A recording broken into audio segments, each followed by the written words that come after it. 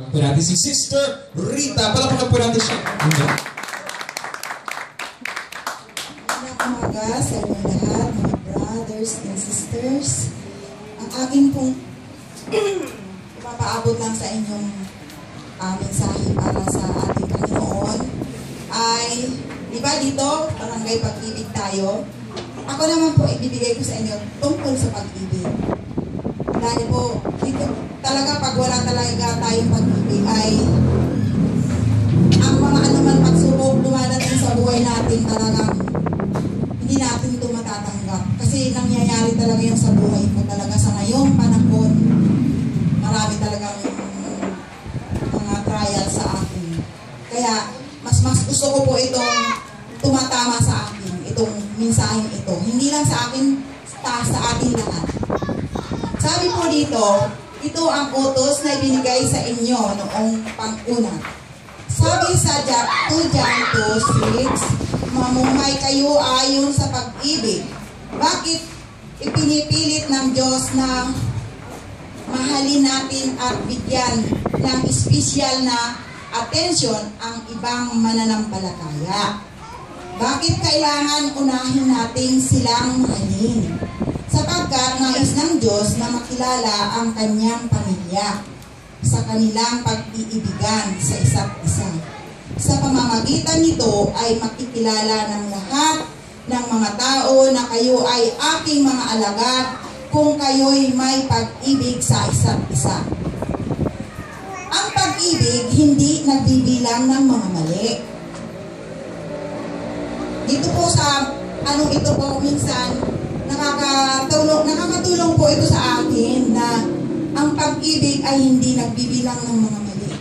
Kasi talaga, pag yun ang anuin ko sa sarili ko, talagang maiiba talaga yung ating sa ating kapwa. Sabi nga dito, nais ng Diyos na palagi at regular tayong sumasama sa kapatiran para maging mahusay tayong umibig. Hindi tayo matututong umibig kung palagi tayong nag-iisa. Kailangan makisalamuha tayo sa mga nakakainis, di perpekto, at di kasiyasiyang tao. Sa pakikisama natin sa ibang mananampalataya, matututuhan natin ang tatlong mahalagang katotohanan. Sa number 1, ang pinakamainam na paggamit ng buhay ay pag-ibig. Ikalawa, ang buhay na walang pag-ibig ay sadyang walang halaga. Ikatlo, ang pag-ibig ay nananatili magpakailanman. Pag-ibig ang dapat na maging una, prioridad, pangunahin nating layon at pinakamataas. Sabi nga dito sa sabi sa 1 John 4:7-11, sa verse 7, mga minamahal, mga ibigan tayo sa isa't isa, sapagkat ang pag-ibig ay sa Diyos. Ang bawat umiibig ay ipinanganak ng Diyos at nakakakilala sa Diyos. Sa verse 8, ang hindi umiibig ay hindi nakakakilala sa Diyos, sapagkat ang Diyos ay pag-ibig. Sa verse 9, dito na nahayag ang pag-ibig ng Diyos sa atin, sapagkat sinugo ng Diyos ang kanyang bugtong na anak sa sanlibutan upang tayo'y mabuhay sa pamamagitan niya. Sabi sa verse 10, narito ang pag-ibig, hindi sa tayo'y umiibig sa Diyos, kundi siya ang umibig sa atin. Sa verse 11, at sinugo ang kanyang anak na pampalubag loob sa ating mga kasalanan. Sa verse 11, mga minamahal, kung tayo'y iniibig ng Diyos ng gayon, ay nararapat na mag-ibigan din naman tayo. Sabi nga sa John 3:16, sinasabi, gayon na lamang ang pag-ibig ng Diyos sa sanlibutan, ibinigay niya ang kanyang bugtong na anak upang ang sumampalataya sa kanya hindi mapahamak, kundi magkaroon ng buhay na walang hanggan. Amen. Ang lahat ng itong binasa ko, pinapamabot ko sa inyong mga kapatid at sa pamamagitan ni Jesus Christ. Amen.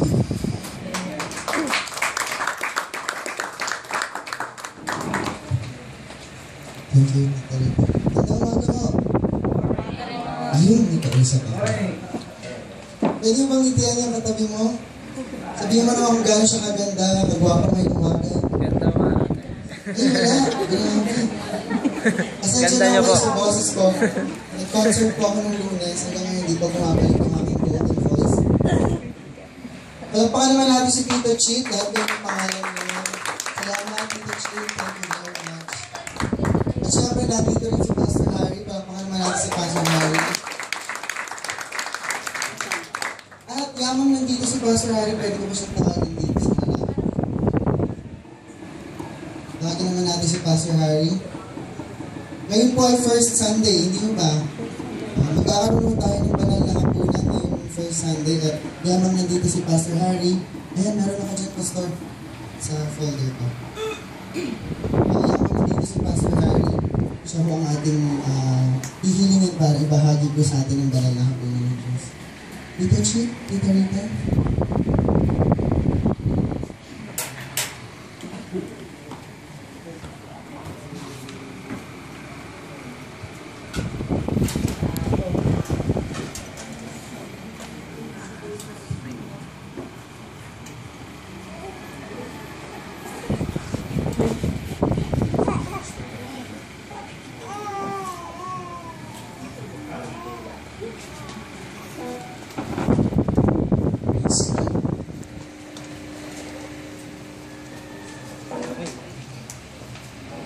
Sige po, pakidiscreet yun.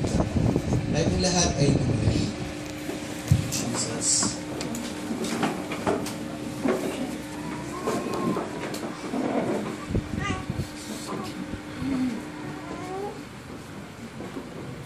Tayo po yung manalangin. Panginoong Diyos, patuloy po kami nagpapasalamat sa iyo. Salamat po sa banal na hapunan ito, Panginoon. Salamat po sa iyong halimbawang iniwan sa amin, Panginoon, upang alalahanin po namin ang iyong kamatayan sa krus at ang iyong muling pagkabuhay, Panginoon. I-bless mo po ito, gawain ito, Panginoon, patuloy na magkaroon ng halaga sa amin ang muling pagkabuhay ng aming Panginoon sa Kristo. Thank you, Father. In Jesus' name. Amen. Amen. Okay, this video now.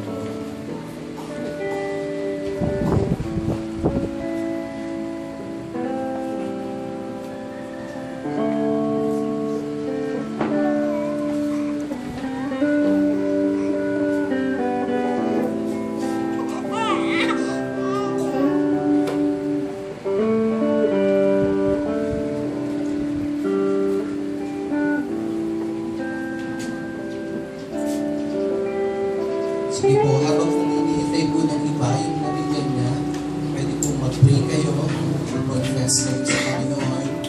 Ano ba po yung ating pagkukulang sa Diyos? Hinigit po ng kapatawaran niya.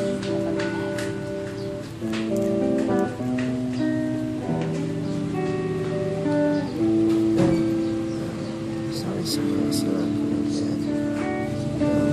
Ang pagkukulang sa iyo.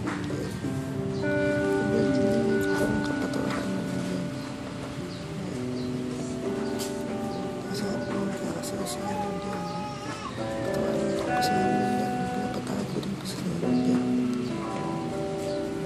Sorry po lang sa mga kasalanan ko ng yan.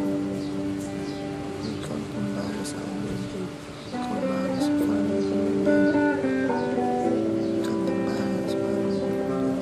Jesus, sa business mo, sa transfer mo, sa buhay mo,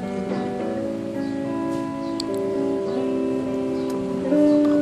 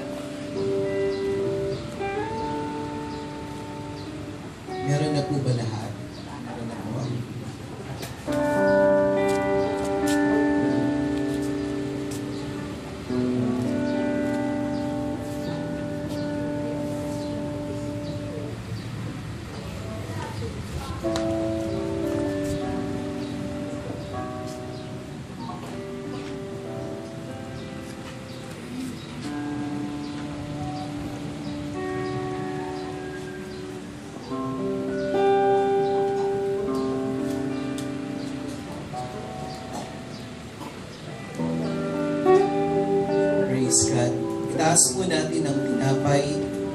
Ang sabi po ng 1 Corinthians chapter 11 verse 23 to 32. Verse 23. Ito ang katuruang tinanggap ko sa Panginoon at ibinibigay ko naman sa inyo. Noong gabing siya'y ipagkanulo, ang Panginoong Yesus ay dumampot ng tinapay, nagpasalamat at pinagpira-pira sa iyon at sinabi, ito ang aking katawan na inihahandog para sa inyo. Gawin ninyo iyon bilang pag-alaala sa akin. Kainin po natin.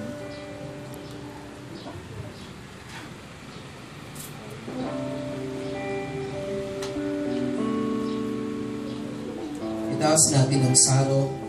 Matapos maghapunan, dumampot rin siya ng kopa at sinabi, ang kopang ito ang bagong tipan ng Diyos na pinagtitibay ng aking dugo. Tuwing iinumin ninyo ito, gawin ninyo bilang pag-alaala sa akin.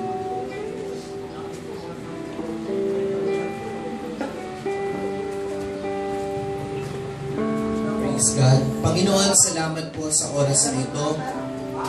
Salamat po sa iyong pag-ibig, sa iyong katapatan. In Jesus' name. Amen. Amen. Amen. Sige po, mag-pray po tayo para sa ating kapatid.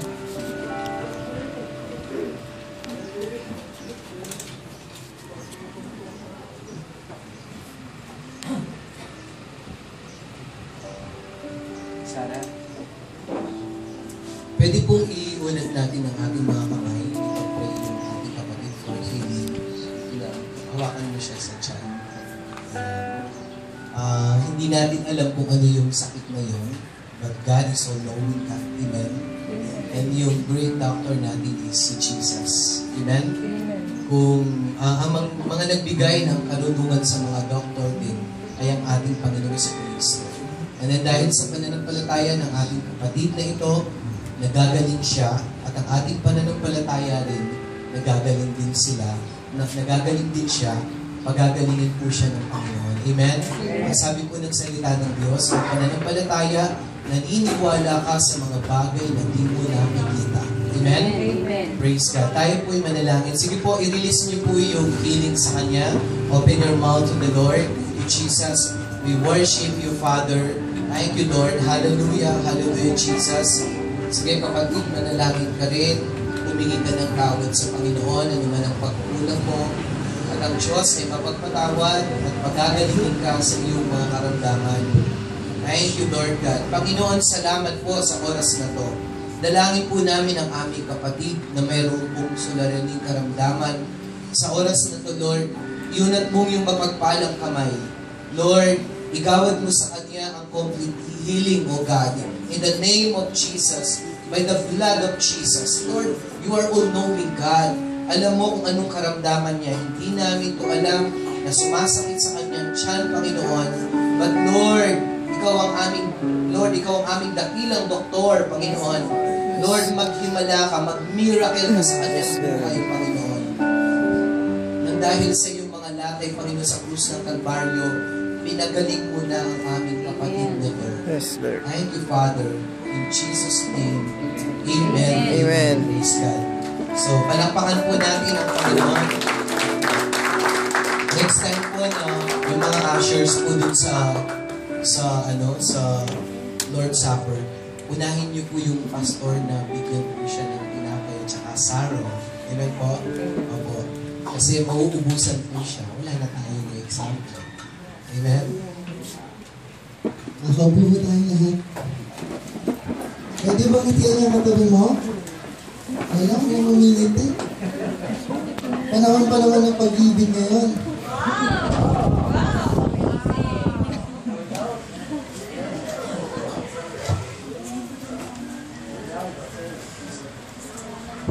Handa na ho ba kayo for water baptism mamaya? Meron ho ba mababautismo mamaya? O wala?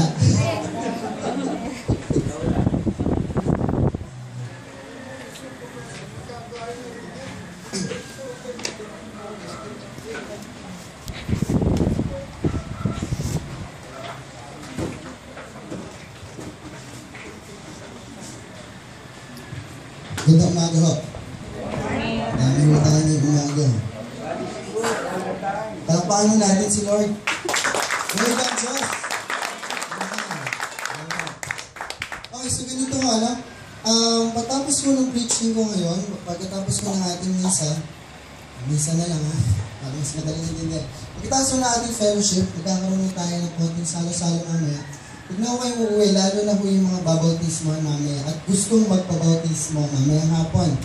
Tapos kung meron mo kayong nalagpasan o hindi na-attend sa mga pitong ito, lapitan niyo ako kasi bago ho namin kayo bautismohan sa tubig mamaya, kahit papaano dapat sana nadaanan niyo lahat ng yan. Okay po ba? Kasi ngayong linggo po ito, nandito na po tayo sa panghuling chapter natin, number 7. Ano po yan? Church or iglesia. Yan ang pag-aaralan natin ngayong umaga. Ano ba? So bago po namin kayo bautismohan mamaya, lapitan niyo ako para ituturo po namin sa inyo kung ano yung lesson na hindi ninyo na-attendan bago po namin kayo bautismohan. Okay po ba yan? Di bali ho, kung wala kayong na-attendan dyan, yung isa lang, di bali ho. Basta importante, kung gusto yung magpabautismo mamaya, daanan mo natin lahat ng mga yan. Amen ba? Kasi yung ang bautismo ay isang seremonyang banal sa harapan ng Panginoon at sa harap ng tao dapat. So, kahit pa paano gawin ko natin na alam natin, kahit yung kaligtasan man lang, siguruhin natin na meron tayong Kristo sa puso. Amen ba? Okay. So, may umaga mo, ang pag-uusapan natin ay church. Sabihin nyo nga, church. Church. Or sa Tagalog ay iglesia or simbahan. Pwede rin. Section na mo, wala ko kung yung golden voice ko, medyo naitabi ko ngayon. So, kasi, by the way, bago ko ipagpatuloy yung aralin natin patungkol sa church, meron ho akong nakalimutan ituro last Sunday. Hihiram po ako ng konting oras. Kasi last Sunday, at sabi natin, di ba ang topic natin ng Sunday, ano nga? Prayer. Nakita niyo po ba dyan sa ano?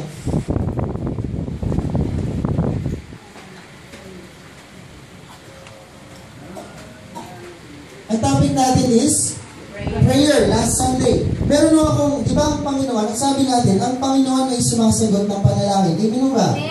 Ano yung unang sagot? Yung masarap pakinggan? Yes. Oo, yes, tama, di ba? Yes. Pangalawang sagot? Hindi. Yung pangatlong sagot, yun ang hindi ko na-discuss nung Sunday. At napaka-importante mo nun, kaya gusto ko siyang i-discuss ng konti bago tayo lumipat sa topic natin ngayong umaga. Number 3. Number 3, oh, di ba? Number 3 agad, go, isa lang. Di ba? So number 3, ano yung number 3? Wait, maghintay. Pag ikaw ay nanalangin sa Panginoon, kailangan matutunan maghintay. Lalo na kung pinagpapanalangin mo ay isang panalangin na nangangailangan ng mahabang panahon. Di ba? Di wala na. Di ba?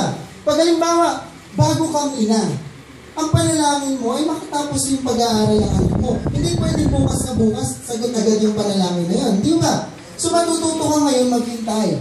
Alam niyo, sa pananalangin, minsan, lalo na kapag ang pinapanalangin mo sa Panginoon ay pangmahabaan. Mahabaan mo yan ng pasensya. Alam mo ba? Yung asawa mo na hindi magbago-bago kung saan rehab mo na dinala, pero panalangin ka pa rin ng panalangin, pasensya. Alam mo ba?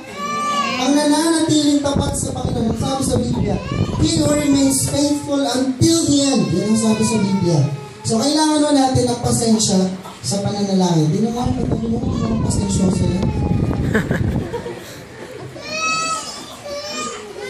Okay, so number 3, ano yan? Maghintay. Amen ba? Amen. Sabi nga ng mga tao sa Amerika, good things happen to those who wait. Amen ba? Mabuting bagay ang nagaganap sa mga marunong maghintay. Kasi yung mga tayo. Okay, number 3. Punta naman tayo sa ating lesson na yung umaga. Ang lesson mo natin yung umaga ay patungkol sa church. Pero bago yan, mag-review nga muna tayo. Ano yung chapter 1? Okay, lahat ba tayo may Kristo sa puso? Yung tipong pag tinanong tayo ni Pastor Harry, pag namatay ka ngayon, saan ka pupunta? Alam ba natin yung sasagot natin? Tayo tayo dyan. Wala. Sino gusto pumunta ng langit? Sino gusto pumunta ng langit? Ngayon din. Wala naman gusto. Ay, Okay, number 2. Ano yung chapter 2 natin? Jesus ay Diyos o Panginoon. Si Kristo ba Diyos lang ng langit at lupa? Pinaka-importante sa lahat, Diyos siya dapat na buhay natin. Yun yung ba? Number 3. Pagpapakumbaba at paghingi ng tawad, repentance. Number 4. Pananampalataya. Number 5. Bible o ang salita ng Diyos. Number 6. Prayer o panalangin. Number 7. Church. Palakpakan natin si Lord. Ito na yung last topic natin. Pagkatapos mo ng Sunday na ito, sa Sunday pag-uusapan natin dahil February ngayon ay pag-ibig. Pag-ibig. Okay, sino dito may pag-ibig sa puso? Sino dito may iniibig sa puso? Buti pa kayo. Sino rito malamig ang Pasko? Okay, number 7. Ang pag-usapan natin ay church. Saan ba galing ang salitang church? Mula sa Greek or sa Tagalog, mula sa salitang Griego na ang pagkakabigkas ay Ecclesia. Sabihin nyo nga, Ecclesia. Na ang ibig sabihin sa English ay called out. Ano sa Tagalog yung called out? Tinawag, palabas. Di ba? Called out. Di ba? Palabas, hindi papasok. Kasi kung papasok yan, medyo hindi magandang tignan. Kasi called out, saan? Saan galing? Mula saan? Mula saan? Called out. Ibig sabihin, meron siyang nasa loob dati, tinawag siya palabas. Ano yun? Okay, basahin natin. Mula sa? Kaya tinawag mula sa lilim, palabas papuntang? Ayan. Kaya hindi sinabing called in. Tinawag papasok, galing sa liwanag, umalik sa dilim. Maganda ba yun? Hindi. Okay. Okay, ito. Church, iglesia, or templo. Okay, basahin natin. Okay? Sana by February may PowerPoint tayo. Alam niyo, alas 3 na ako natulog dahil dito. Okay, sige, pakibasa ho. Tulad ng mga patubuhay, pinapakayo sa templo espiritual. Tingnan ninyo, inalagay ko sa lasahin tayo sa mga pagtulungan. Pinili at mahalaga kami ay mapapagda ang sino ang sasampalataya sa Kanya. 1 Peter 2:6. Okay, babalikan mo natin yan mamaya-maya. Ang sabi doon, maging bahagi kayo ng isang templo. Kayo ay maging katulad ng mga buhay na bato. Nakakita na ako kayo ng templo, di ba? Okay, nag-drawing pa ako kagabi ha. Kaya alas 10 na ako natulog. Okay. Okay. Nakakita na ako kayo ng templo, di ba? Kunyari, maganda. Okay. Sa gilid ho ng bawat templo, meron tayong nakikita ang isang malaking bato, di ba? Kumbaga sa gusaling ito, ang cornerstone nito ay yun sa gilid. May mga bato sa ilalim yan. Sino mo dito nasa construction? Wala? Ako lang? O, yan. Di ba, pagka nagtatayo ka ng gusali, kailangan mo ng isang malaking bato or isang malaking pundasyon kung saan mo itatayo ang gusali mo. Di ba? Ang tawag doon sa Biblia ay, sabi sa Bible, yun ay isang cornerstone. Sabihin nyo nga sa English, cornerstone. Sa Tagalog, ano kaya yung cornerstone? Ano sabi sa binasa natin? Panulokang bato. Okay, malalim na Tagalog yung panulokang bato. Pero yung panulokang bato, ang ibig sabihin niyan, yung bato doon sa panulokan. Sa sulok. Ayan. Si Kristo, sino yun? Si Kristo ang panulokan ng ating, di ba? Siya yung cornerstone. Okay, so pag sinabi natin iglesia o church, ang kasunod na tanong ay, sino ba yan o ano? Sige nga, pag sinabi natin church, sino ba yan o ano? Halimbawa, tinuro mo yung building. Sino yan? Sasabi ba yung building? Ako si? In other words, pag sinabi mo church o iglesia, hindi yan ano? Sino? Di ba? Sabi mo sa katabi mo, sino kaya yan? Sino kaya yan? Okay. So, ibig sabihin, Pastor, kahit wala tayo dito sa Eco Center, may church pa rin. Ha? Ito ba yan? Ibig sabihin, Pastor, kung wala tayo sa loob ng isang gusali, may church pa rin. Sino yun? Galing yun. Kaya gusto ko dito eh. Okay. So, ang panulokang bato ay sino? Panulokang bato? Okay. Ang panulokang bato ay si Jesus. Siya, di ba, ang sandigan. Sa kanya nakatayo. Ano ba? Okay. Eh, sino yung mga hollow blocks? Tayo. Okay? So, sino yung mga? Ayan, mga batong buhay. Sino yung mga batong buhay? Mga taong tumanggap sa Panginoon. Pinamahin ka tabi mo kung mga siyang buhay. Okay. Mga buhay yan. Ang sabi sa Biblia, si Kristo ang panulokang bato at tayo ay ang mga buhay na bato na bumubuo sa iglesia. Ano ba?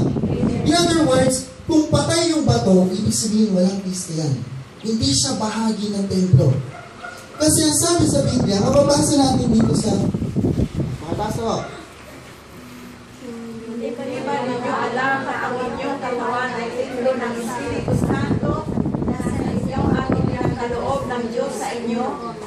1 Corinto 6:19. Okay, saan daw nakatira ang Espiritu ng Diyos? Saan? Sa atin. Ito. So, tanggalin ninyo sa inyong kaisipan na ang Espiritu at ang bahay ng Diyos ay yung templong gawa ng tao. Eh, ano ba? Tandaan nyo, ang Diyos ay hindi titira sa isang templong gawa ng tao. Titira siya sa isang templo na siya mismo ang gumawa. Tinamuhan niya tabi mo, mukha ba siyang ginawa ng Diyos? Yeah. Eh, ano ba? In other words, tayo ang templo ng banal na Espiritu. Amen ba? Sa atin nakatira si Jesus. Amen ba? At pag pinagsama mo yan, ang tawag sa kanila ay church. Nawala na siya. Okay, sa atin tumira si Jesus. Ibinigay niya sa atin ang Espiritu Santo. Amen ba? Pag nagsama-sama yung mga yan, ang tawag sa kanila ay church, iglesia. Kaya, Pastor, kahit wala tayo sa loob ng simbahan, mayroon pa rin simbahan. Amen ba? Kahit walang pangalan na Jesus Riverside Church Antipolo, mayroon pa rin iglesia. Amen ba? Kasi yung iglesia, sa ayaw mo man at sa gusto mo, yan yung katabi mo. Yan mo yung katabi mo. O, diba? Hindi ba nagagalang sa katabi mo? Ay, naiinis kayo. Okay. Pakibasa ko. Pakibasa. May gusali man o wala mayroon pa rin iglesia. Sapagkat ang iglesia ay tao at hindi ang gusali. Okay. So, tatandaan nyo ha, marami ho sa mundo na dadaya. Pag sinabi ng iglesia, yun yung gusali, yun yung hinahawakan natin. Pero hindi. Ang sabi sa Biblia, ang iglesia ay kayo. Ang sabi nga ni Pastor Harry, ang iglesia ay group of believers. Grupo ng mga naniwala sa Diyos. Okay, pakibasa. Huwag natin kaligtaan Taan ang pagdalo sa ating pagtitipon gaya ng ginagawa ng ilan. Kasi natin ang loob na nakikita natin natin na araw ng Panginoon. Hebreos 10:25. Okay, so sabi ng Panginoon, malapit na ang araw ng pag-uukit. Huwag tayong sabi ng Panginoon, makibahagi tayo sa iglesia. Amen ba? Huwag yung absent ng absent. Hindi ba? Ilang hakbang na lang nandiyan ka na sa iglesia. Ayaw mo pa? Amen ba? Mula na ba? Hindi ba? Kahit pag tayo ibang kung kailan mo lang gusto, tsaka ka lang pupunta, hindi. Ang sabi ng Panginoon, huwag mong kaligtaan ang gawain sa iglesia. Amen ba? Kasi inaral natin dito, di ba inaral natin sa Bible, ang tao hindi lang nabubuhay sa pagkain sa plato. Saan? Sa salita ng Diyos. At isa sa mga lugar kung saan makakarinig ka ng salita ng Diyos ay saan? celebration. Amen mo ba? Kaya ang sabi ng Panginoon, palakasin ninyo ang isa't isa. Alam niyo mo ba na nalulungkot ang pastor pag may absent? Oh, totoo ko. Nalulungkot ko ako. Lalo na ang Panginoon. Amen mo ba? Kaya pag minsan, masakit ho ang ulo namin pag ang laban ni Pacquiao, linggo. Nag-aalala ho ako, may patuturuan ba ako ngayong linggo? O lahat upuan? Di ba? May replay naman yung laban ni Pacquiao. Mamaya na yun. Number 1 si Lord. Amen. Okay. Next up.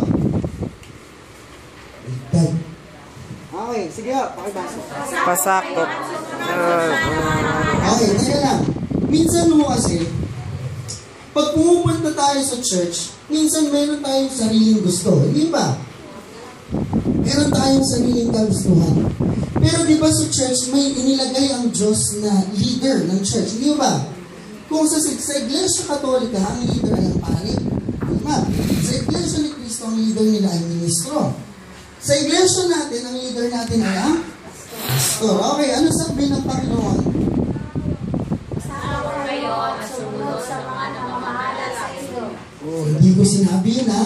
Hindi ko sinabing pasakop kayo sa akin. Sino nagsabi ng Panginoon? Amen mo ba? Okay, okay, tuloy natin. Sila ay may panalukan sa inyo. Mas mananatili sila sa inyo. Sila ay susundin ninyo na nalala sa pagpapat nilang pinahuli. Okay, ang sabi doon, tita, pwede mo bang hawakan ito? Pakita mo sa akin. Ang sabi doon, ikinagagalak namin mga pastor kapag kayo ay sumusunod. Amen mo ba? Kaya kung tuwan-tuwa ako pag kami pumupunta dito sa harap at nagpapatotoo ng kabutihan ng Diyos. Amen mo ba?